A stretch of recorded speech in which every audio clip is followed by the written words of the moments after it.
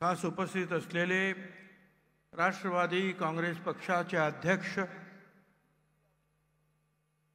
राष्ट्राध्यक्ष पक्षाचे अजितदादा पवार, प्रांताध्यक्ष सुनील तटकरे, आमचे सहकारी दिलीपराव वळसे पाटील, रामराजे निंबाळकर, धनंजय मुंडे, अनिल पाटील, संजय बनसोडे, आदितीताई ठाकरे, आमदार आशुतोष, डॉक्टर किरण लामटे, अनिकेत, अमोल मिटकरी, केतन तुपे, सुनील टिंगरे, सुनील शेळके, आनंद परांजपे, पार्थ, समीर, शिवाजीराव गर्जे, उमेश पाटील, रुपालीताई ठोंबरे, अविनाश आदी आणि ज्यांनी आणि यांच्या सहकार्याने प्रचंड यशस्वी असं युवा मिशन केलेलं आहे।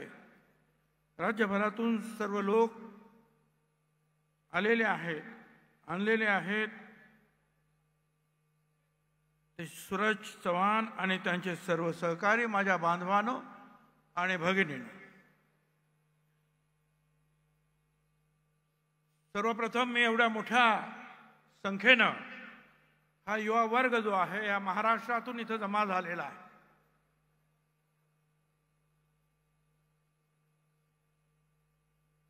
आणि त्यांना संघटित करण्याचं काम अजितदादा यांच्या नेतृत्वाखाली युवक अध्यक्ष सूरज चव्हाण आणि त्यांच्या सर्व सहकार्यांनी केलं। त्याबद्दल त्यांचं मी मनापासून अभिनंदन करतो। काही दिवसापूर्वी समीर भाऊ यांच्या नेतृत्वाखाली मुंबई राष्ट्रवादी काँग्रेस पक्षाचा मोठा मेळावा षण्मुखानंद हॉलमध्ये झाला। त्याला सुद्धा असाच उत्साह होता। आणि आणखीन काही थोड्या दिवसाने रुपालीताई चाकणकर यांच्या नेतृत्वाखाली राष्ट्रवादी काँग्रेस पक्षाच्या महिला आघाडीचा मेळावा झाला आणि त्यामध्ये सुद्धा सभागृहात आणि सभागृहाच्या बाहेर बसायलाही जागा नव्हती, उभं राहायलाही जागा नव्हती। आणि आज आपण हे पाहतो आहोत, तमाम महाराष्ट्रातील सर्व युवक अजितदादा पवार यांच्या नेतृत्वाखाली या ठिकाणी एकत्र झालेले आहेत। अभूतपूर्व असा प्रतिसाद आहे। मला असं वाटतं हे मिळणारे सगळे प्रतिसाद पाहिल्यानंतर आता आमच्या जुन्या मित्रांनी आणि नेत्यांनी जरा पुनर्विचार करायला पाहिजे। नाही पुनर्विचार झाला तर निदान थांबायला पाहिजे, बोलायला तरी नको। काय आपल्या पुढे आहे ते पहा, इथे किती लोक जमले ते पहा। आम्ही सुद्धा राष्ट्रवादी काँग्रेस पक्षामध्ये पक्षाच्या जन्मापासून मी होतो, प्रांताध्यक्ष होतो।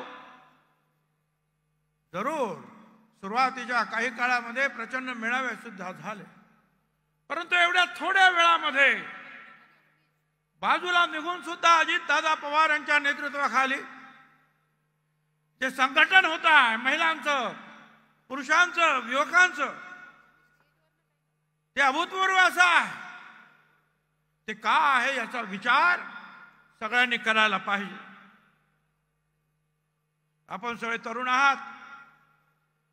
स्वामी विवेकानंद म्हणायचे, या देशात तरुणांनी एखादी भूमिका घेतली तर सरकार दरबारी देखील त्याची दखल ही घ्यावीच लागते। आणि म्हणून आताचं हे संपूर्ण राजकारण जे आहे हे तरुणांच्याच हातात आहे। फक्त समाज माध्यमाच्या माध्यमातून असेल, मोर्चाच्या माध्यमातून असेल, सभा मेळावे यांच्या माध्यमातून असेल किंवा प्रत्यक्ष लोकसेवेच्या माध्यमातून असेल, आजचा जमाना जो आहे हा तरुणांचा आहे। आणि म्हणूनच तुमचं योगदान या राष्ट्र कार्यासाठी, या महाराष्ट्र कार्यासाठी राष्ट्रवादी काँग्रेस पक्षाच्या नेतृत्वाखाली आपल्याला करायचं आहे. आपलं संघटन मजबूत असेल तर पक्ष मजबूत. किंबहुना तरुणांचं संघटन मी असं समजतो की पक्षाचा पाया आहे. आज तरुणांच्या जीवावर राजकारण करता येईल, पण हे तरुण जे आहेत हे पगारदार असता कामा नये. हे असे स्वयंस्फूर्तीने आलेले तरुण पाहिजे. आमच्याकडे राज्यामध्ये काही कर्जत जामखेडचे देशातील तरुण नेते आहेत. ते स्वतःला तरुणांचा नेता म्हणवतात, परंतु अवतीभवती जे आहे सगळे पगारी नोकरदार असतात जास्त. आणि इथे दादांच्या बरोबर जे आहे हे स्वयंस्फूर्तीने राज्यातून आलेले सगळे तरुण आहेत, हे लक्षात ठेवा.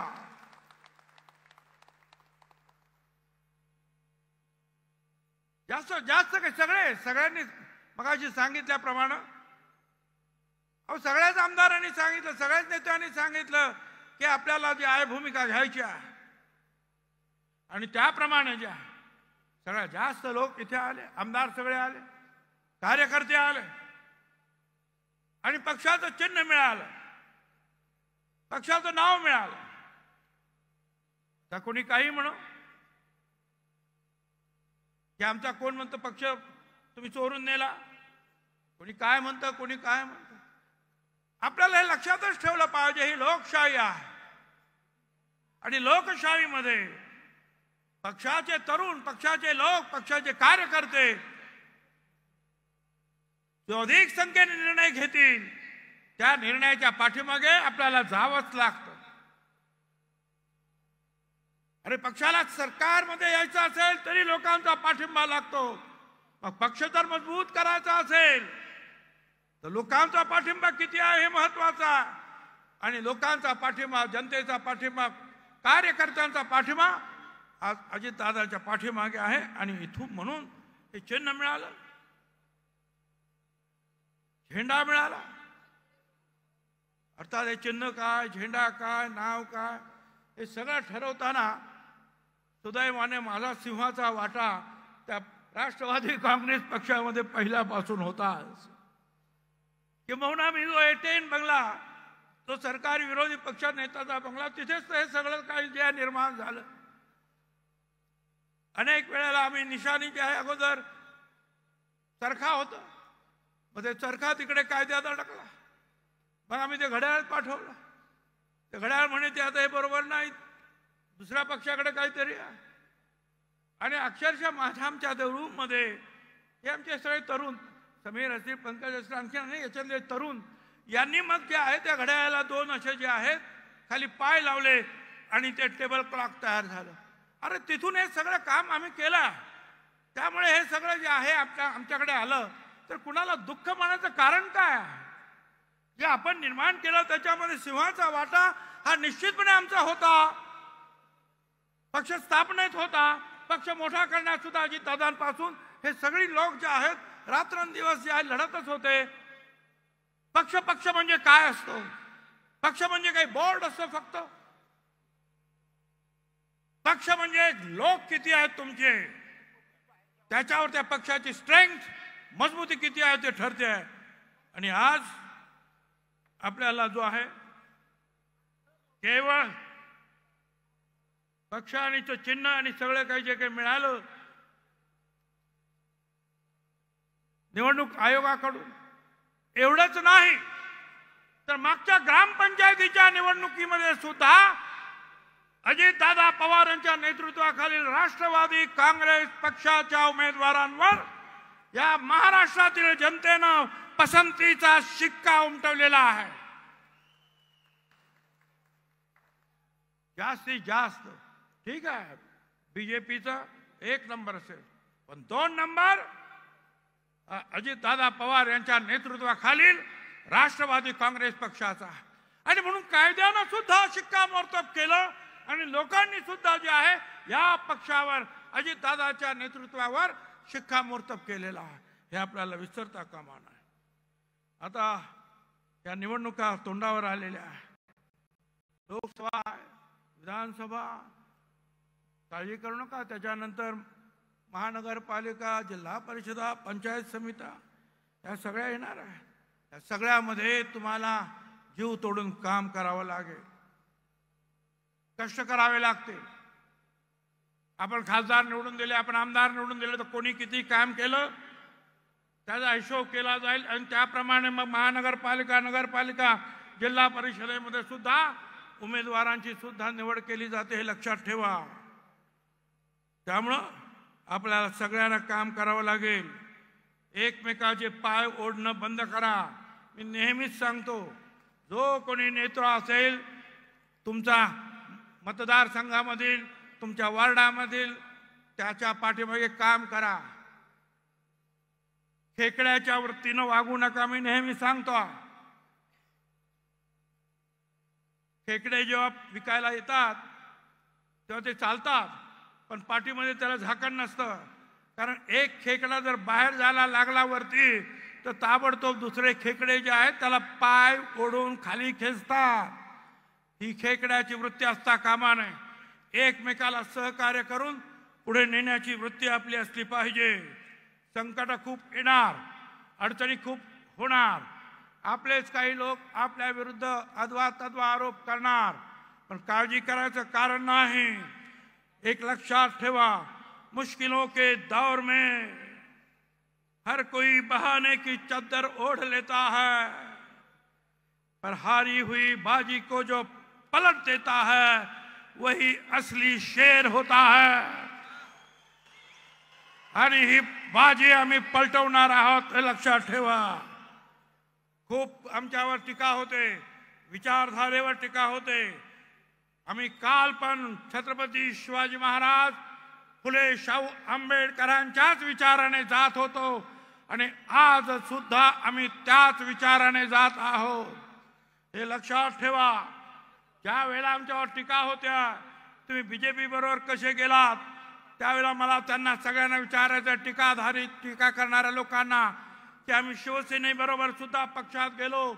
त्यावेळेला जर आमची विचारधारा जर कायम राहिली, तर आज बीजेपी बरोबर आम्ही जर सरकारमध्ये गेलो असतो तर आमची विचारधारा कायम राहणार आहे.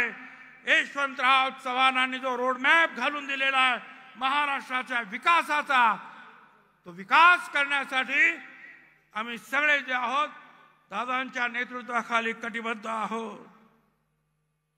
एक गोष्ट मला आपल्याला नक्की सांगितली पाहिजे, गेल्या काही महिन्यापासून आरक्षणाच्या बाबतीमध्ये फार मोठं वादळ उठल्यासारखं वाटतंय किंवा उठवलं जात आहे. आपण सगळ्यांनी एक लक्षात घ्या, मराठा समाजाला आरक्षण मिळालं पाहिजे, ही आपली पहिल्यापासूनची भूमिका आहे.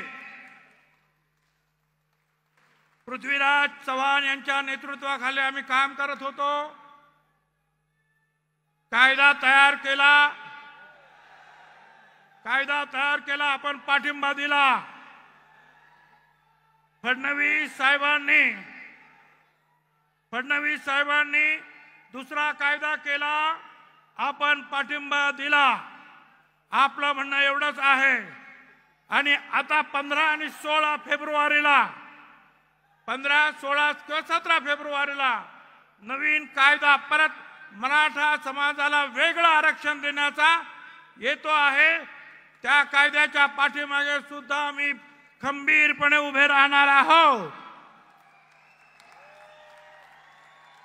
आपलं म्हणणं एवढंच आहे की आपल्या बरोबर सर्व अनेक समाज आहेत, त्या समाजाला कुठेही दुखवता कामा नये.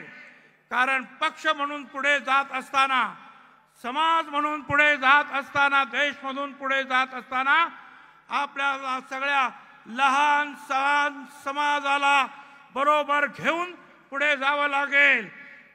लहान सहान समाज जिथे जिथे असतील आपल्या मतदारसंघात त्यांचे हात धरून आपल्याला बरोबर न्यावं लागेल. त्यावेळेला आपला विजयाचा मार्ग जो आहे सुकर होणार आहे. आपलं जे स्वप्न आहे अजितदादांना मुख्यमंत्री बनवायचं आहे, ते स्वप्न पूर्ण करण्यासाठी अल्पसंख्याक असतील, भटके विमुक्त असतील, दलित असतील, आदिवासी असतील, ओबीसी असतील, या सगळ्यांची शक्ती आपल्याला बरोबर घ्यावी लागेल.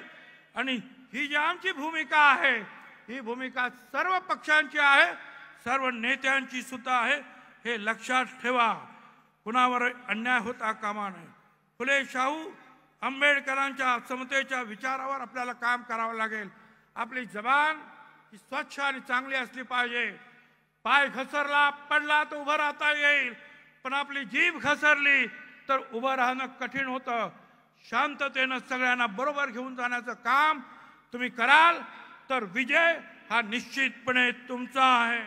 आणि त्यासाठी आपण या बैठकीतून जाताना निर्धार करायचा आहे की राष्ट्रवादी काँग्रेस पक्ष जो आहे निश्चितपणे अजितदादा पवार यांच्या नेतृत्वाखाली नंबर 1 ची भूमिका या महाराष्ट्रामध्ये बजावल्याशिवाय राहणार नाही. आणि शेवटी सांगतो, मत सोच कि तेरा सपना पूरा होगा कि नहीं.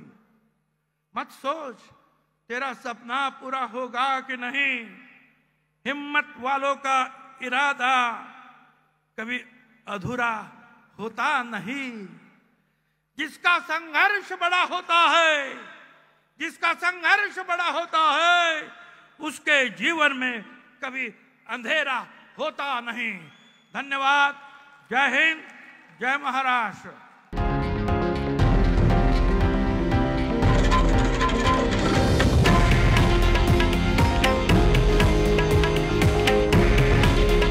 हे आहे देशातील नंबर 1 न्यूज नेटवर्क आणि आपण पाहत आहात TV9 मराठी.